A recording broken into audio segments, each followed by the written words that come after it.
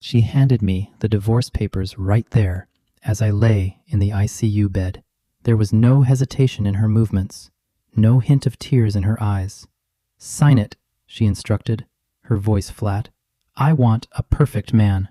I remember looking down at my legs, heavy and alien in their metal braces, resting beneath white sheets that carried the sharp scent of disinfectant. Without a second thought, I signed. A cold, satisfied smile touched her lips. "Pay your own hospital bills," she added. "Okay," I simply replied. What she truly didn't grasp, what she couldn't possibly comprehend in that moment, was that my signature on that document wasn't the end of my marriage. For her, it was only the beginning. I found that the ICU has a profound way of stripping you down to your absolute truth. There's no soft music to distract you, no polite conversation to fill the silence, no comforting illusion of privacy, just a relentless, sharp white light and the steady, mechanical reminder that you are, against all odds, still alive. Beep, beep, beep. That sound, I came to realize, is expensive, relentless, and utterly indifferent. It doesn't care about who I am, or who loves me, or who doesn't. It only measures whether my body is still performing its basic, life-sustaining functions. My right leg was completely immobilized, from my hip all the way down to my ankle, encased in a brace that felt heavier than even my most troubling thoughts. The doctor, earlier that morning, had chosen his words very carefully. "You'll walk again," he'd said, "but it will take time. Surgery, rehab, patience." Time, I realized, was something I now had in abundance. What I seemingly lacked, though, was a wife willing to wait through that time with me. I heard her footsteps approaching before I actually saw her. They weren't rushed, nor were they hesitant. They were confident, the kind of steps that belong to someone who already knows exactly how a conversation will conclude. The door swung open, and there she stood, hair meticulously neat, coat perfectly pressed, her face composed as if she were about to enter a high-stakes business meeting rather than a hospital room. In her hand, I noticed, was a manila envelope and a pen, attached by a thin cord, almost as if even the pen itself was a prisoner of some cold, unyielding procedure. She didn't bother to ask how I was feeling. Her gaze didn't linger on the beeping machines, or the IVs piercing my skin, or the dark bruising that was creeping up my arms like spilled ink. Instead, she pulled a chair closer to my bed and sat down, meticulously careful not to wrinkle her coat. Then, with a practiced, almost dismissive ease, she placed the manila envelope on the small table right beside me, next to the cup of ice chips the nurse had brought me earlier. "Sign it," she said, sliding the papers out. "I can't do this anymore." I didn't immediately answer her. My mind was busy, observing the small, sharp details around me. I noticed how the top page of the document was already perfectly filled out. Names, dates, every line precisely aligned. Her signature, sharp and confident, was already at the bottom. Mine was the only thing conspicuously absent. My eyes drifted to the hospital monitor, noting the time printed clearly on its screen. Then I saw the security camera in the corner of the ceiling, its small red light blinking steadily. I even registered the nurse's name, written on the whiteboard by the door. "Say something," she snapped, leaning closer, her patience clearly wearing thin. "I want a perfect man, not this." Her eyes flicked dismissively to my injured leg, then back to my face, almost as if she were checking an item off a predetermined list. The word burden wasn't spoken, but I felt its heavy presence, hanging unmistakably in the sterile air between us.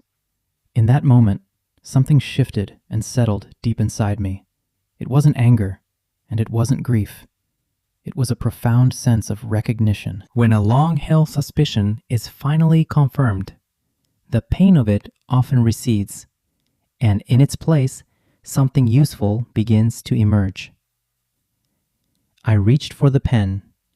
My hand trembled slightly, not from fear, but from the combined effects of the IV needles and the medications coursing through my system. I steadied it against the paper. Then I wrote my full legal name. I signed it exactly as I would any critical contract, precisely as it appeared on my driver's license and on every official document that had ever truly mattered. I didn't hesitate. I didn't ask for more time. I certainly didn't beg. When I was finished, I handed the pen back to her and looked up into her eyes. "There," I simply stated. For a brief moment, I saw a flicker of surprise cross her face.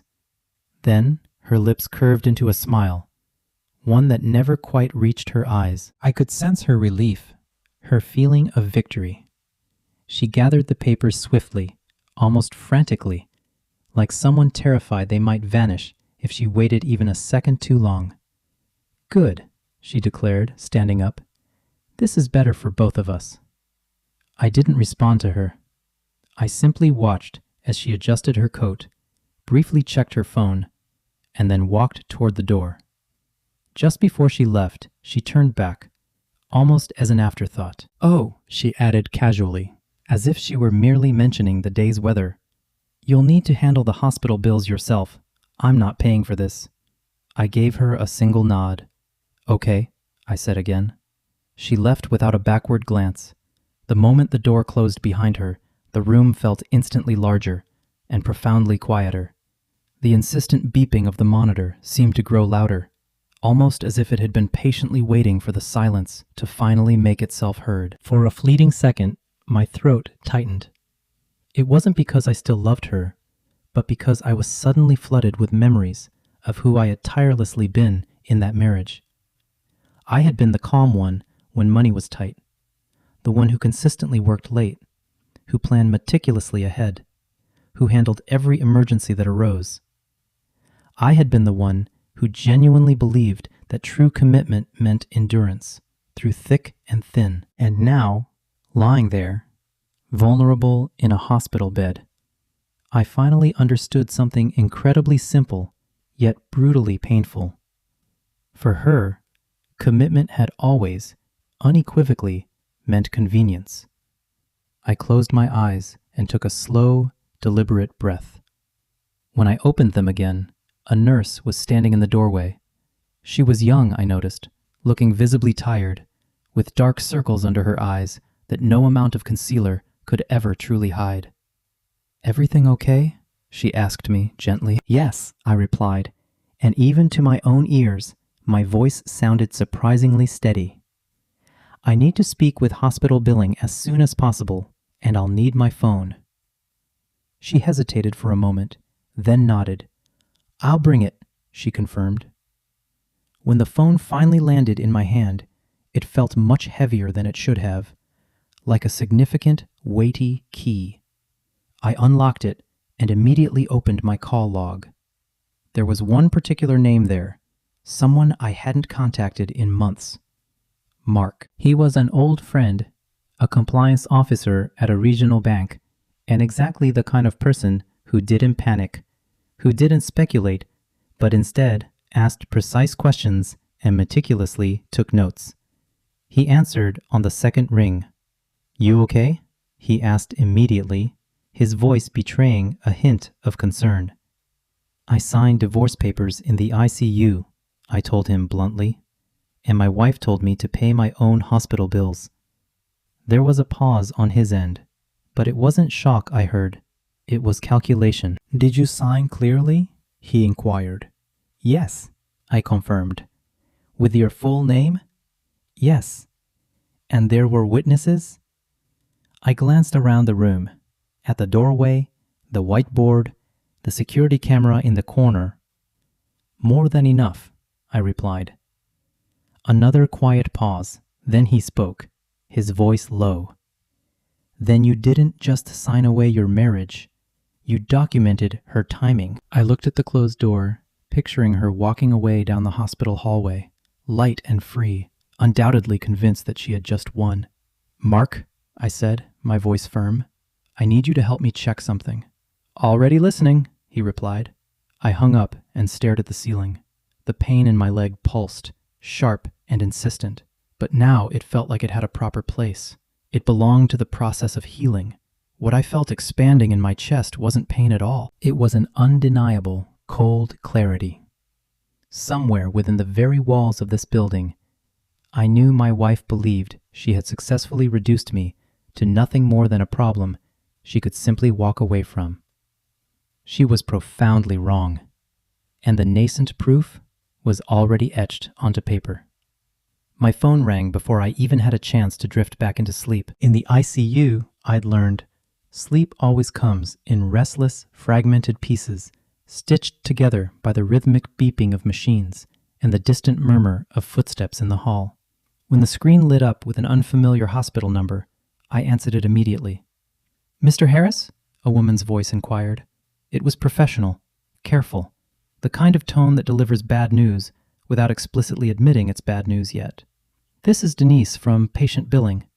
"Yes," I replied. "I just wanted to make sure we are aligned regarding your coverage," she explained. "There appears to be a discrepancy." The word settled in my chest like a heavy weight. Discrepancy, she'd said, not error, not mistake. This was something deliberate enough to demand an explanation. "What kind of discrepancy?" I asked her. She hesitated, and I could hear the soft rustle of papers on her end, a keyboard clicking faintly. "According to our system," she began, "your policyholder made changes to your health insurance 2 weeks ago. Certain procedures now require additional authorization. Until that's resolved, some costs may fall to you directly." Policyholder, I noted mentally. Not spouse, not wife, but policyholder. I closed my eyes and allowed the information to align itself neatly in my mind. 2 weeks ago, I had been healthy, working, driving, walking.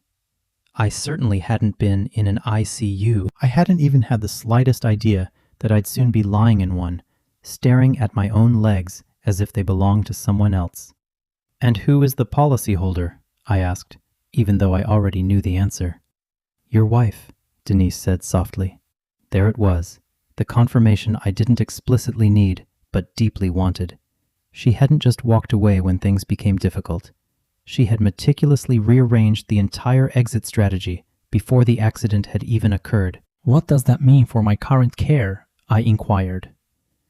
"It means," she explained carefully, "that until the policy is fully reviewed, you may receive itemized bills for certain services directly." I thanked her, because that's what I'd learned adults do. They maintain politeness even when systems are failing them. After the call ended, I stared at my phone for a long moment, feeling something subtle shift inside me, moving from mere cold clarity to something far sharper. It wasn't rage, not yet. This was the unmistakable sound of crucial pieces clicking perfectly into place. A few minutes later, a nurse came in to check my vitals. She paused, noticing the expression on my face. "Everything okay?" she asked gently. "Can you print my admission records?" I asked her, specifically requesting timestamps and visitor logs. She blinked, clearly surprised by the request, then nodded. "I'll request them," she replied. "And I'll also need the names of everyone who was on duty when I signed those papers earlier." Her mouth tightened slightly, the way it often does when someone realizes they're standing at the edge of a developing story, one whose ending they will likely never hear. "I can include that," she confirmed. As soon as she left, I called Mark back. "She changed the insurance," I told him. 2 weeks before the accident. He exhaled slowly on the other end. "Okay," he said. "That matters." "How much?" I pressed. "In a system that runs entirely on documentation," he replied. "A lot." I proceeded to explain everything billing had told me, the pending authorizations, the potential for significant personal liability. He listened intently, without interrupting, then asked the crucial question I had been anticipating. "Do you have access to the accounts?" "Some," I answered. "We share a checking account, but she handles most of the logistics." Open your banking app, he instructed. Tell me what you see. I did as he asked. The numbers on the screen loaded slowly, almost as if they were hesitant, aware they were about to betray something significant. At first glance, everything appeared normal. The balance was steady. Recent purchases looked familiar. Then I scrolled down. And there it was, a pending transfer, small enough to be easily overlooked by anyone not scrutinizing every detail. It was vaguely labeled and scheduled for the following morning. Mark, I said quietly, there's a transfer I don't recognize. Take screenshots, he instructed. Time-stamped. I did, and I noticed my hands were perfectly steady now. Anything else? I asked myself, digging deeper. I checked credit card statements and found a new authorized user I didn't recognize. There was also a line of credit inquiry that hadn't existed just last month. She's moving pieces, I reported. Yes, he replied. Before you wake up enough to notice. I closed my eyes and breathed through the persistent ache in my leg. This wasn't merely abandonment, I realized. This was calculated preparation. She hadn't waited to see if I would recover. She had decided the outcome in advance and meticulously arranged her life accordingly. Here's what you do next, Mark advised me. You don't confront her. You don't warn her. You let her keep moving. Every single move she makes will become a record. I hung up the phone and once again found myself staring at the ceiling. The beeping of the monitor sounded different to me now. It felt less like a stark reminder of my fragility and much more like a precise, unwavering countdown. Later that afternoon, the nurse returned, carrying a folder. Inside were my admission records, visitor logs, names, and precise times, everything clean and meticulously accurate. Hospital, despite their inherent chaos, are incredibly meticulous when it comes to documentation. I flipped through the pages slowly, and there it was, the exact time my wife arrived, the exact time she departed, and the precise window during which I had signed the papers. My name written clearly, without any tremor. I then asked for a copy of the security policy, not the actual footage, but simply confirmation of camera coverage. I needed to know about cameras in hallways, in common areas, all time-stamped. When the nurse left, I dialed another number. Lena answered on the first ring. She had been a paralegal for over 20 years, the kind of professional who never raised her voice and never missed the slightest detail.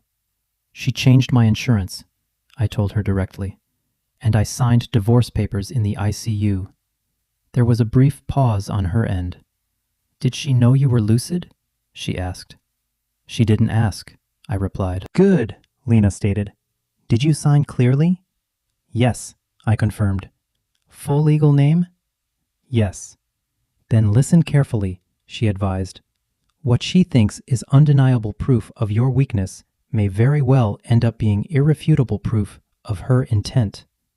The pain medication, I noticed, began to wear off in waves, but my mind remained remarkably sharp. I found myself thinking back to the last year of our marriage, the quiet, growing distance between us, the way she had volunteered to take over various paperwork tasks to help, the way she had brushed off my occasional questions with a smile that felt increasingly rehearsed. I had trusted the system. I had trusted our marriage, and I had trusted that shared responsibilities inherently meant shared values. By evening, another call came through, this time from billing again. Mr. Harris, Denise's voice said, we're reviewing the policy changes. Your attorney's office requested documentation. My attorney? I repeated, a slight surprise in my voice. Yes, she confirmed. We received a formal inquiry this afternoon. I smiled then. For the very first time since I had woken up in that room, when the call ended, I sent my wife a single text message, just one word, okay. She didn't reply immediately, but exactly 20 minutes later, my phone buzzed again with a message from her. We need to talk. No lawyers. I set the phone down and stared at it, feeling a quiet certainty settle even deeper within me. I knew that people only ask for silence when they can hear the noise coming. I wasn't ready to talk yet. I was ready to listen. My banking app refreshed again, the numbers sliding into place with the calm, unwavering indifference of a system that cared nothing for intent, only for input. Balances, pending items, scheduled transfers. It all looked perfectly ordinary until you viewed it through the eyes of someone who knew exactly where ordinary ended. Mark had taught me that years ago, back when I had helped a friend clean up the mess left by a business partner who had been skimming just enough to remain perpetually invisible. Theft, I learned, doesn't announce itself with a shout. It whispers. It meticulously pretends to be routine. I scrolled slowly. There was a transfer scheduled for the very next morning, small, neat, and labeled with a generic note that could mean absolutely anything. Then another, 2 days later, and then a third, set to repeat monthly. The individual amounts were modest, but the pattern, I realized, was not. "Don't touch anything," Mark advised me when I called him back. "No reversals, no alerts yet. Take screenshots, dates, device IDs if you can." "I can see the IP history," I told him. "Good," he replied. "That matters." I saved absolutely everything. The app then showed a new, authorized device, added within the last week. It wasn't mine, nor was it the one I typically used at home. It was a phone I didn't recognize. I felt my jaw tighten, not with anger, but with the profound satisfaction that comes when a complex puzzle finally reveals its crucial edges. A nurse came in to adjust my IV and noticed the phone still in my hand. "Everything okay?" she asked. "Fine," I said. "Just work." She offered a sympathetic smile and then left. Hospitals, I thought, are truly full of people doing quiet, essential work right in the middle of other people's crises. No one ever questions it. By early evening, Lena called me back. "I've seen the admission records," she reported. "Your signature is clean. There's no indication of confusion. No notes about impaired judgment." "What about the timing?" I pressed, eager for her insight. She didn't hesitate. "It helps you," she confirmed. "How?" I asked. "Because it clearly shows urgency on her part," she explained. "Courts don't look favorably upon one-sided urgency, especially when the other party is immobilized in a hospital bed." I closed my eyes for a moment, picturing my wife's face when she had coldly declared, "Pay your own hospital bills." I could see the way she had already effortlessly stepped into a future that no longer included me. "She moved money," I told Lena. "Small amounts, scheduled transfers." Lena exhaled slowly. "That's not divorce planning," she stated plainly. "That's asset preparation." "So what do we do?" I asked, looking for direction. "We document everything," she said firmly. "Then we widen the lens." The lens, indeed, widened quickly. Mark discreetly looped in a trusted colleague at the bank's fraud unit, off the record for now. No alarms were raised yet. They swiftly confirmed what I had already suspected. The new, unrecognized device had been used to access not just our joint checking account, but also a savings account that was specifically tied to my consulting business. That was the account I had opened years ago to keep work expenses completely separate, the one she had asked for access to just in case. "She knows exactly where the thresholds are," Mark observed. "She's deliberately staying under them." "Can you freeze it?" I asked, my voice low. "Not yet," he replied. "If we freeze it too early, she'll know. We need to let her keep going." I lay back against the pillow and stared at the ceiling tiles, silently counting them, much like I used to count my breaths during particularly difficult meetings. 1, 2, 3. I thought back to the first year we were married, when money felt abstract and promises felt utterly permanent. I remembered the second year when I had quietly covered a financial shortfall, reassuring myself that it was simply part of a partnership. And I reflected on how often, throughout our life together, trust had subtly disguised itself as mere convenience. My physical therapist came by just before the night rounds. She was practical, focused, the kind of person who addressed pain as if it were a stubborn coworker. "We'll start with small movements," she told me. "It'll hurt." "It already does," I replied honestly. She helped me shift, guiding my leg inch by excruciating inch. A searing fire shot up my hip, then settled into a steady, persistent burn. I gripped the bed rails and breathed through the discomfort. "Good," she said, nodding. "You're doing it." Later, when the room was quiet once more, my phone buzzed. Another message from my wife. "I don't want to fight. We can be adults." I didn't answer. I knew that adults don't typically ask for silence right after they've unilaterally rearranged someone else's entire life. Instead, I called a lawyer Lena had recommended, an older, measured man, the kind who spoke in perfectly complete sentences and never rushed to the end of one. He listened patiently, without interrupting, then proceeded to ask a series of questions that felt less like idle curiosity and more like a precise inventory. "Who owns the business account?" he asked. "I do," I replied. "Whose name is on the insurance policy?" "Hers." "Any power of attorney?" "No." "Any emails or messages about money recently?" "Plenty," I told him. "Nothing explicit, but plenty suggestive." "Good," he said. "Suggestive often becomes explicit when paired with precise timing." He then calmly explained the path forward, devoid of any dramatics. A temporary hold request would be prepared but not immediately filed. A preservation notice would be issued to retain all digital records, and there would be a plan to restore my insurance coverage through my employer once I was discharged. These options sounded like a rush of fresh air after being held underwater for too long. "Do not meet her alone," he added, his voice firm. "She wants to," I told him. "No lawyers," he chuckled softly.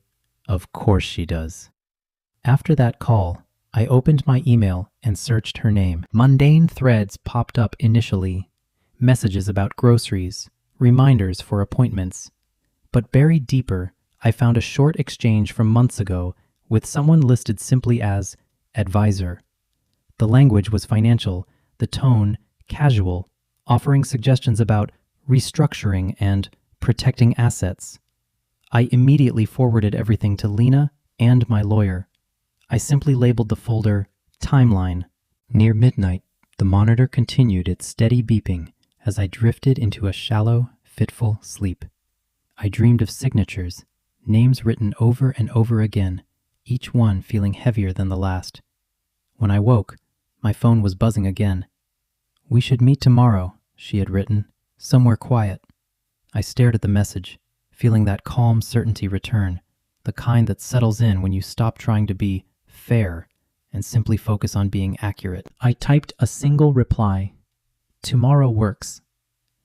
Then I set the phone down and reached for the remote to dim the lights. The room softened around me. The incessant beeping faded into the background. In the darkness, my leg throbbed with a pain that I now recognized as meaning movement and rebuilding, not irreparable damage. She thought she was moving ahead, I realized. What she utterly failed to understand was that every single step she took was meticulously leaving a clear, undeniable print. By morning, the hospital room felt distinctly less like a place of weary recovery and more like a strategic staging area for what was to come. My leg still burned with that deep, persistent ache, the kind physical therapists call productive. But my mind was alert and sharp in a way it hadn't been since before the accident.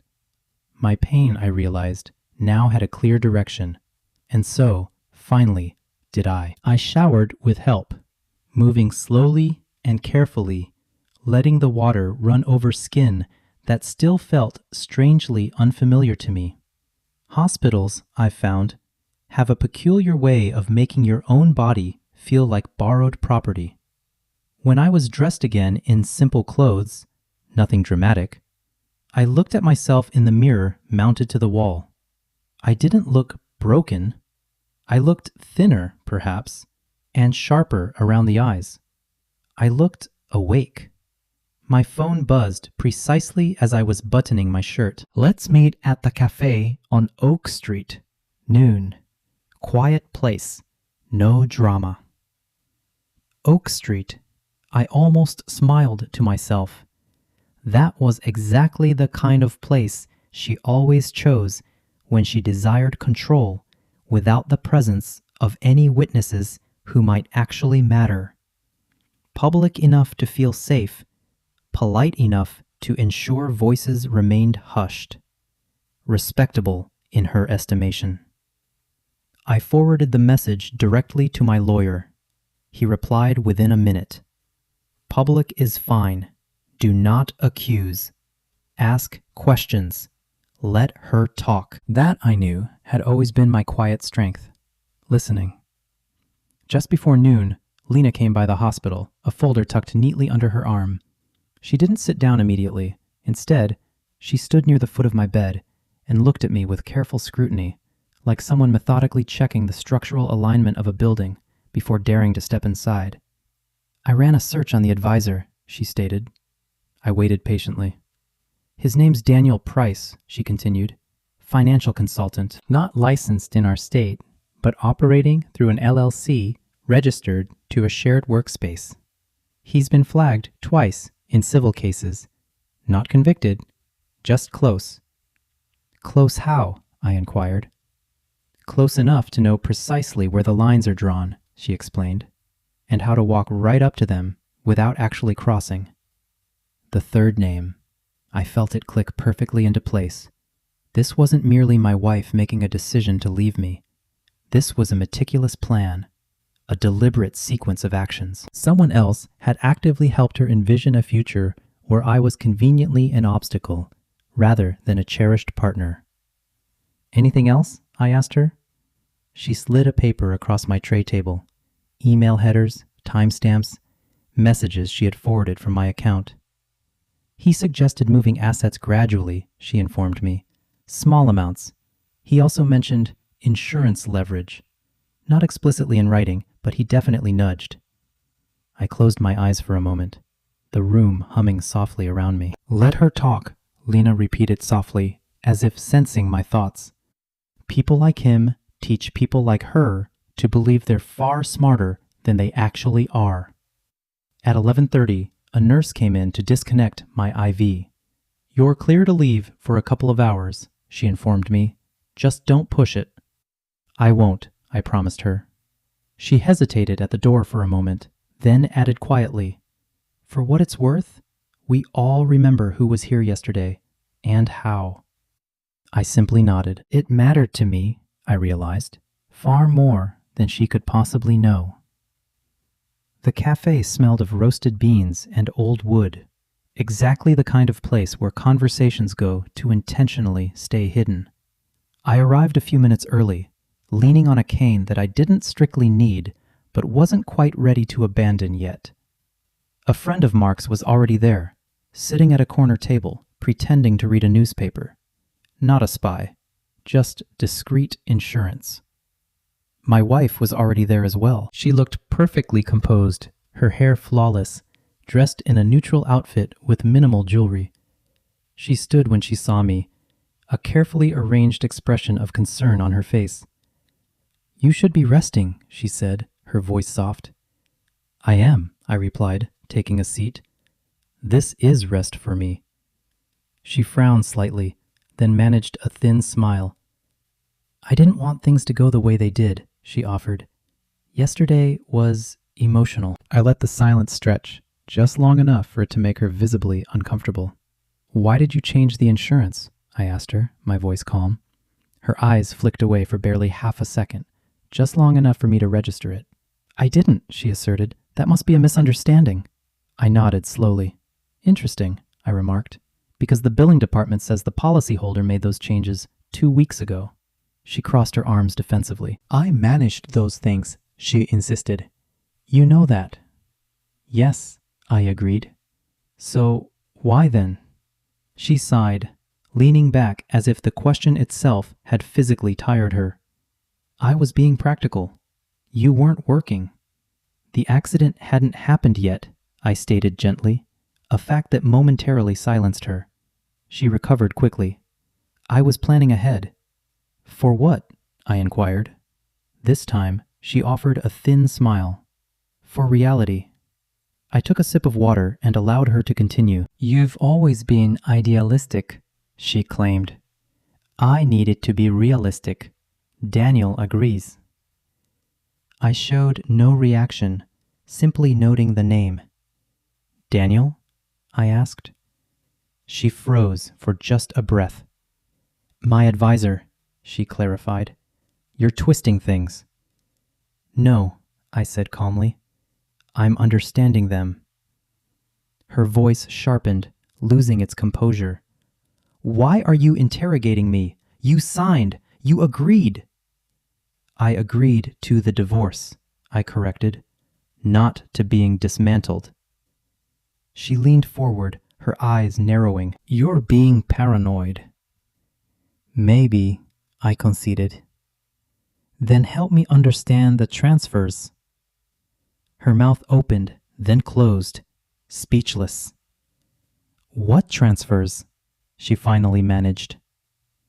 The scheduled ones, I clarified. From the business account. Her jaw tightened. That's my livelihood too. Legally, I informed her, it isn't. Her eyes flashed with sudden anger. You think you can fight me like this? From a hospital bed? I smiled then, not widely, not cruelly, just enough to convey my point. I'm not fighting, I said. I'm listening. She stood abruptly, her chair scraping loudly across the floor. This is pointless. As she turned to leave, she added, almost as a parting shot, Daniel said you'd do this. Pretend to be calm. Try to trap me. I watched her walk quickly toward the door, her posture stiff, her steps faster than she intended. The bell chimed softly as she exited. I sat there for a moment longer, then slowly stood and made my way out. Outside, the air felt different, lighter. Not because things were entirely over, but because they were finally visible. My phone buzzed. We have enough, Lena's text read. More than enough. I leaned against my car and closed my eyes. The pain in my leg flared briefly, then settled. Somewhere between the cafe and the hospital, I knew my wife was probably calling Daniel, explaining, adjusting her strategy. She still believed she had time. She didn't. The hospital corridor, on my return, smelled faintly of antiseptic and coffee. The entire rhythm of the place had subtly shifted for me. I no longer felt like a mere patient waiting passively to be fixed. Instead, I felt like a witness, one who had already meticulously taken notes. The meeting at the cafe hadn't provided me with closure, but it had certainly given me irrefutable confirmation. Names spoken aloud carry immense weight, and once she had uttered Daniel, the entire story instantly ceased being theoretical. By the time I was back in my room, Lena had already sent a short message. She walked straight into it. I didn't reply. There was nothing left to add. An hour later, Mark called. Your bank flagged another access attempt, he reported. Same device, same IP range. She's nervous. Did you stop it? I asked. Not yet, he replied. We logged it. That's been the strategy. Now, we let the system breathe. We let it record. Middle-aged life, I've learned, teaches you that rushing is often what gets you blamed later. Precision, on the other hand, is what ultimately keeps you standing. That evening, my physical therapist returned. She helped me stand for significantly longer than I had before. The pain bloomed hot and immediate, then, to my surprise, receded into something manageable. I focused on my breathing, on the cool metal bar under my hands, on the simple, encouraging fact that my body was still cooperating with me. "You're doing well," she observed. "Not just physically." I smiled faintly. "You can tell?" I asked. She nodded. "People who give up," she said, "stop asking questions. You're asking all the right ones." After she left, my phone buzzed again. This time, it was my wife. "I don't want this to get ugly. We can fix this quietly." I read the message twice, then deliberately placed the phone face down. Quietly. That word again. I knew that people only ever ask for quiet when they are desperately afraid that noise would expose them completely. Later that night, I opened my email and discovered a new message that Lena had forwarded. It was a scheduling request from Daniel's firm, addressed to my wife and copied to a generic inbox. The subject line read, "Asset Restructuring Follow-Up." I stared at it for a long, quiet moment. Then, I forwarded it to my lawyer and simply typed a single line, "Now." The very next morning began with a call from hospital administration. A man with a carefully modulated voice introduced himself and explained that my coverage was officially under review due to inconsistencies. He took pains to emphasize that nothing had been decided yet. I thanked him politely and asked for everything in writing. When the call ended, I felt a strange, deep sense of calm. The system was moving slowly, yes, but systems always do. And when they move, I knew, they leave indelible tracks that no one can ever erase. At noon, my wife called me. Actually called, rather than texting.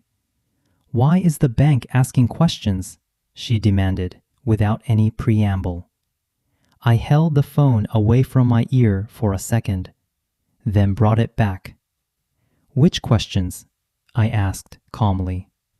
"You know exactly what I mean," she snapped. "This is unnecessary." I let the silence stretch, long enough for her to feel compelled to fill it. "You're trying to punish me," she accused, "after everything I've done for you." "For me?" I repeated softly. "Yes," she insisted, her voice tight. "I stayed. I handled things. I took responsibility." I pictured her in the ICU, standing ramrod straight, the envelope in her hand. "Responsibility," I mused internally, "has many costumes." "I signed," I said aloud. "That's what you wanted." "Yes," she said quickly. "So why are you doing this?" "Because signing isn't the same as disappearing," I replied. She let out a short, sharp laugh. "You think you're smarter than this?" "No," I said simply. "I think you underestimated paperwork." She hung up abruptly. 10 minutes later, Mark texted, "Freeze initiated on business account pending review. You're protected." I closed my eyes and let the profound relief wash through me. It wasn't triumphant, not joyful. It was clean, like a wound finally stitched with precision. The very next message came from my lawyer. "We're filing for temporary financial restraint this afternoon. Insurance reinstatement is in motion. Hospital bills will be a portion." A portion, I thought to myself. Such a neutral, almost clinical word for something that had felt so incredibly cruel just a day earlier. In the afternoon, my wife sent another message, longer this time. "Daniel says," it began, "this is getting out of hand. We should slow down." There it was, confirmation without an explicit confession. I typed back a single, direct sentence. "Tell Daniel to stop contacting my accounts." She didn't respond. That evening, a nurse came in with more paperwork. "Administration asked me to give you this," she said. "And I just wanted to say, I'm glad you asked for those copies yesterday." "So am I," I replied sincerely. I signed the receipt with the exact same full name I had used on the divorce papers. Steady, legible, identical. I realized that identity, in many ways, is truly consistency. As night settled, my phone buzzed one last time. A voicemail notification. I listened. "Please," my wife's voice pleaded, lower now, strained with a new vulnerability. "We don't need to do this. I didn't mean for you to get hurt." I replayed the message once, listening intently. Then I deleted it. Pain, I knew, was one thing. Injury, quite another. What she had meticulously done wasn't an accident. It was a deliberate sequence, and sequences, I understood, could be proven. I turned off the lights and stared into the comforting dark. Somewhere, Daniel was probably scrambling to explain damage control. Somewhere, my wife was finally realizing that her chosen silence, and mine, came with very real costs. In the ICU, she had casually called me a burden. Now, on paper, I knew the burden was definitively shifting. The first official notice arrived before sunrise, sliding quietly into my inbox as if it had always inherently belonged there. The subject line read, "Temporary Financial Restraint Confirmation." There were no exclamation points, no dramatics, just concise language written by people who understood that when systems move, they don't grandly announce themselves. They simply document. I read it twice, not because it was confusing, but because its precision was compelling. Accounts frozen, pending review. Access restricted to primary holder. Any attempt to bypass would be logged and escalated. This was the kind of message that didn't threaten. It simply informed. Mark called a few minutes later. "It's live," he confirmed. "She can't move anything now." "Did she try?" I asked. "Yes," he replied. "Twice. The same device." I imagined her staring at her phone, frantically refreshing the screen, absolutely convinced there had to be some mistake. People who have always had unquestioned access, I realized, often confuse that access with inherent entitlement. When it suddenly disappears, they take it profoundly personally. The hospital room felt different to me that morning, less temporary, less borrowed. The light filtering through the blinds was softer, warmer. The monitor still beeped, but its sound no longer resembled a countdown. Now, it sounded unmistakably like confirmation. My lawyer arrived mid-morning, carrying a slim folder and a look of quiet satisfaction. He didn't sit down immediately. Instead, he stood near the window, skimming through the papers one last time, almost as if he were aligning them with the world outside. "We filed," he stated, "temporary restraint, preservation of records, and a formal request for insurance reinstatement. The hospital is fully cooperating." "And her response?" I inquired. "She hasn't submitted one yet," he replied. "That tells me she's scrambling." He then carefully explained the next steps. The judge, he detailed, would meticulously review the timing, the intent, and the entire sequence of events. My signing of the divorce papers in the ICU, the insurance changes made prior to the accident, and the attempted transfers during my hospitalization. Each item, he noted, might have been explainable in isolation, but together they formed an undeniable, incriminating pattern. Courts don't punish feelings, he reminded me. They respond to conduct. In the afternoon, Billings called again, this time with a noticeably different tone. "Mr. Harris," Denise said, her voice now far more accommodating, "your insurance coverage has been provisionally reinstated while the matter is under review. Any charges incurred during this period will be processed accordingly." Processed accordingly, I thought. Another neutral phrase, I realized, signaling another door quietly closing behind someone who genuinely believed they had already left. I thanked her and hung up. The pain in my leg flared as I shifted, but now it felt entirely manageable. Purpose, I've discovered, has a powerful way of dulling physical discomfort. Or perhaps it simply gives that discomfort somewhere new to go. That evening, my wife tried calling again. I let it ring. Then she texted, "This is spiraling. We need to stop before it gets worse." "Worse for whom?" I wondered silently. I didn't respond.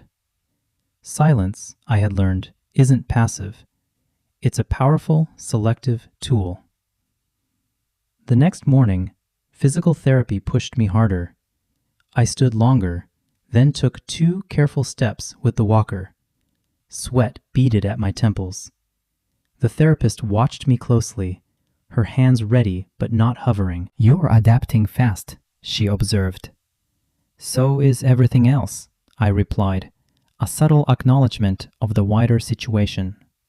When I sat back down, exhausted but upright, my phone buzzed. A new email, this one from Daniel. "I believe there's been a misunderstanding. I'd like to clarify my role." I forwarded it to my lawyer without adding any comment. 5 minutes later, my lawyer called. "He just made himself relevant," he said, a hint of satisfaction in his voice. By noon, the system spoke again, this time through the bank. An official fraud alert notice arrived, outlining attempted access after the restriction had been put in place. No accusations, just stark facts. Dates, times, device IDs. Mark texted me a single line. "This is what accountability looks like." In the afternoon, my wife finally sent something that wasn't defensive. "I'm scared," her message read. I stared at that message longer than any of the others. Fear, I realized, changes the tone. It strips away all pretense of strategy and leaves something raw, exposed. I typed, then erased, then typed again. Finally, I sent my reply. "I'm not doing this to you. I'm stopping what you started." She didn't reply. That night, I slept deeply for the first time since the accident. No dreams, no sudden jolts awake, just pure, uninterrupted rest. In the morning, the nurse smiled warmly when she came in. "You're getting discharged tomorrow," she announced. "Rehab will continue outpatient." Tomorrow. That single word, which had felt abstract and distant for so long, was suddenly concrete and imminent. Before lunch, my lawyer returned with an important update. "She's agreed to the temporary orders," he informed me. "No contest. Insurance costs will be split according to statute. Business accounts remain solely yours. Any attempt to interfere will now have severe consequences." "And Daniel?" I asked, curious about the advisor. My lawyer smiled slightly. "He's distancing himself," he confirmed. Of course he was. Advisors like him don't stick around when irrefutable documentation starts to surface. They vanish into the comfortable cloak of plausible deniability and simply hope that memories eventually fade. As the day wore on, the flurry of messages slowed to a trickle. Calls stopped altogether. The noise, both literal and metaphorical, receded, replaced by the steady, quiet hum of resolution. That evening, I stood again, taking 3 steps this time, slow and deliberate. Each one was a powerful reminder that movement doesn't have to be dramatic to be profoundly meaningful. I sat back down, breathless, but smiling despite the persistent ache in my leg. In the ICU, she had casually reduced me to nothing more than a problem. Now, the relentless system had reduced the entire situation to undeniable facts. And facts, unlike people, do not flinch. The morning I finally left the hospital, the light felt different on my face. Not necessarily brighter, but certainly truer. As if the world itself hadn't changed, but I had finally stepped into it without any filters or illusions. The nurse gently helped me into a chair by the window while my discharge papers were being printed. She moved with the practiced calm of someone who had witnessed countless endings begin anew. "Take it slow," she advised, tucking a blanket carefully around my legs. "Healing isn't a race." "I know," I replied, and for the very first time, I genuinely meant it. My lawyer arrived just before noon. No bulky folder this time, just a thin envelope and a look that didn't demand attention. He sat across from me and spoke in the way he always did when something was conclusively finished. "She signed," he stated. "The temporary orders are now standing orders." I waited patiently, having learned not to rush to conclusions. "The business remains solely yours." Access revoked permanently. Insurance costs are apportioned by statute. She's responsible for her share, retroactive to the date of change. Any further interference triggers penalties. And the transfers? I asked. Reversed, he confirmed. Documented, logged. The record will follow. I nodded, not in triumph, but in profound understanding. This wasn't merely a win. It was a necessary correction. What about contact? I inquired. He met my gaze directly. You're not required to respond. If she contacts you, it goes through counsel. I exhaled slowly. There it was, the quiet, firm boundary I hadn't known how to draw before, finally established. After he left, I stared at the thin envelope resting in my lap. Inside were copies, orders, notices, nothing emotional, nothing dramatic, just paper that clearly stated what was and what no longer was. When the transport arrived, my physical therapist walked with us to the door. You'll keep getting stronger, she said. But remember, progress isn't just measured in steps. Outside, the air was cool and clean. The parking lot shimmered slightly in the heat, in that way that makes distance feel unreal. I sat carefully in the car, patient, and closed the door. The engine started. We pulled away.